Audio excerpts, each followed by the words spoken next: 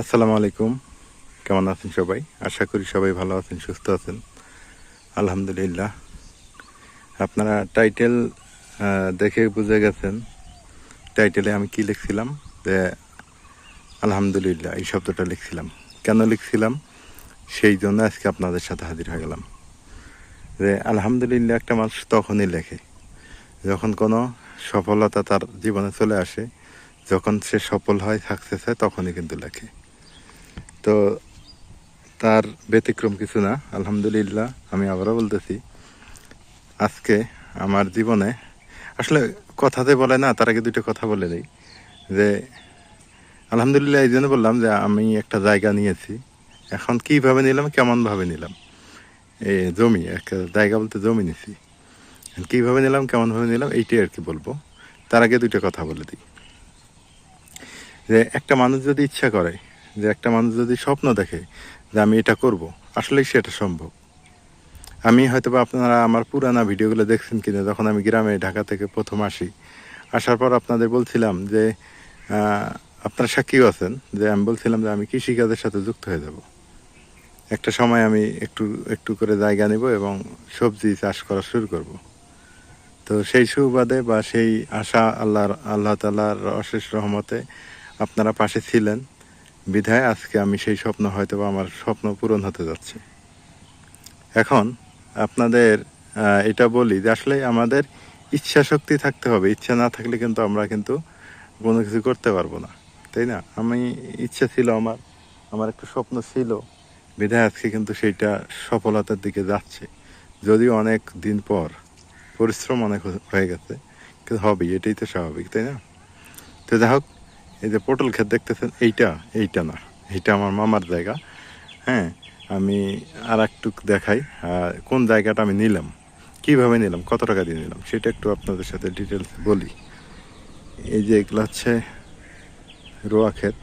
আপনাদের একটু সামনে নিয়ে যাই আমার জায়গাটা দেখানোর জন্য, আমি কোন জায়গাটা নিলাম এবং কত টাকা দিয়ে নিলাম, কীভাবে নিলাম, এটা আপনাদের সাথে একটু শেয়ার করি।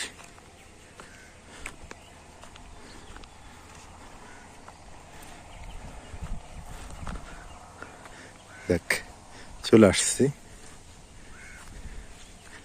এই যে এইটাও না, এই যে পাশেরটা দেখাই আপনাদের।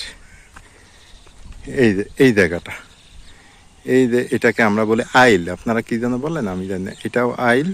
আর ওই যে জিগার গাছ, ওই যে একটা গাছ, এই একটা গাছ, এই দুইটা হচ্ছে আইল। মানে এই লম্বা, আমি যে দাঁড়িয়ে আছি, এই লম্বা, এই লম্বা।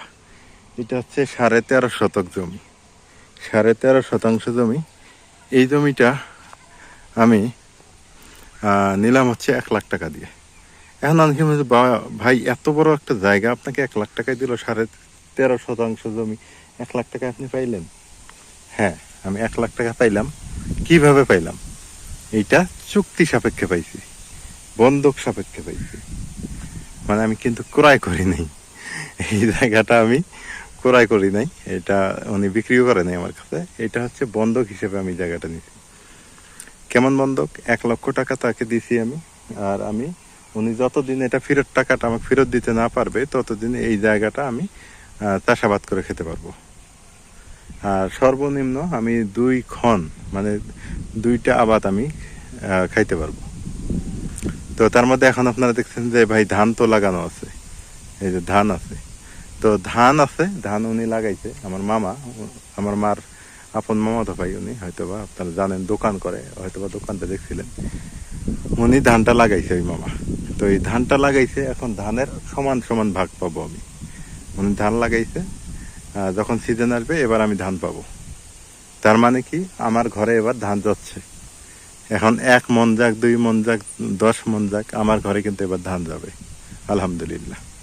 এখন আমি যেটা ডিসাইড করছি, এটা যেহেতু উঁচা জায়গা, উঁচা জমি, এখানে আমি তরকারি লাগাবো, সবজি লাগাবো। সবজি আমি লাগালে যেটা হবে, আমি খাইতে পারবো, পাড়া প্রতিবেশীকে দিতে পারবো। এটা ছিল আমার স্বপ্ন। তো যাই হোক, স্বপ্ন হয়তো বা পূরণের দিকে। যদি জায়গাটা কিনতে পারতাম আরো ভালো হইতো, কিন্তু হয়তো বা উনি এখন বিক্রি করবে না, বা এইরকম যদি আমি জায়গা পাই, তাহলে আমি একটু ক্রয় করার চেষ্টা করব ইনশাল্লাহ। আশা করি বুঝতে পারছেন। তো আপনারা পাশে ছিলেন বিধায় আজকে এই স্বপ্ন পূরণ। হ্যাঁ, আপনারা এভাবে পাশে থাকবেন, সঙ্গ দিবেন, আর আমার স্বপ্নগুলো পূরণ করার চেষ্টা করবেন। এখন অনেকেই বলবেন যে ভাই আমরা কিভাবে পাশে থাকলাম। আপনারা আমার ভিডিও দেখেন, আপনারা আমাকে সাহায্য সহযোগিতা হেল্প করেন অনেক সময়, যার ফলে আজকে আমি গ্রামে থাকতে পারতেছি। গ্রামে থেকে আজকে একটু নিজেকে গুছিয়ে নিতে পারতেছি, নিজের সংসারটাকে আগায় নিতে পারতেছি।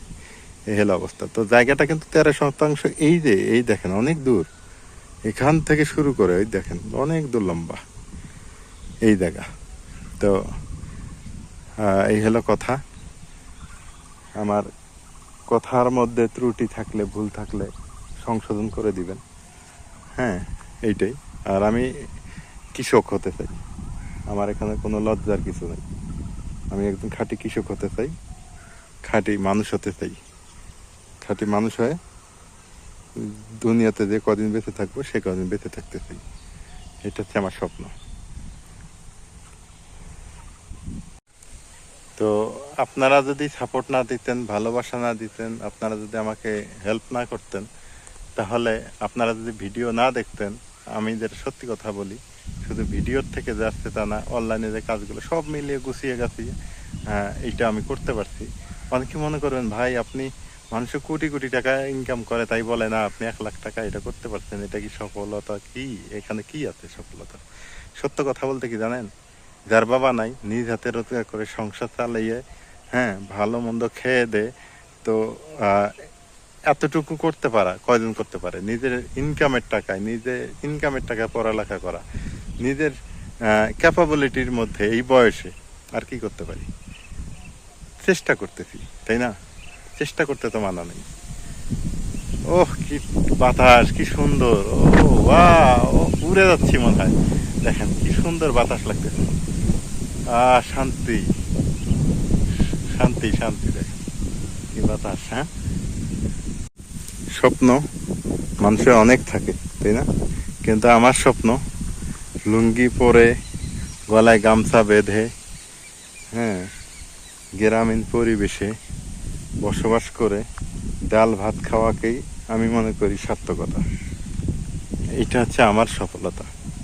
জানি না আপনারা কিভাবে দেখেন বিষয়গুলোকে। আমি আমার জায়গা থেকে এইটাকে বিশাল কিছু মনে করি, বিশাল কিছু পাওয়া মনে করি।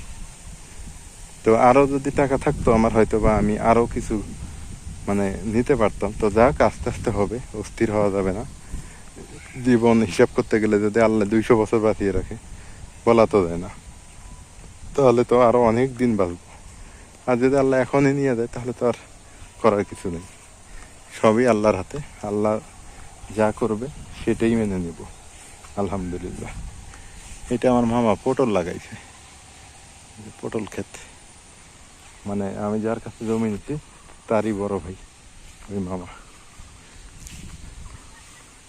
এই হলো অবস্থা। তো সবাই ভালো থাকেন, সুস্থ থাকেন, সুন্দর থাকেন, এলার অ্যাগ্রোর সঙ্গে থাকেন। এলার অ্যাগ্রোর ভিডিওগুলো কেমন হয় সেটা জানেন। আর অ্যাগ্রো বলতে কৃষি, হ্যাঁ, এই যে কৃষি, এটা আপনারা জানেন, অ্যাগ্রো মানে কৃষি।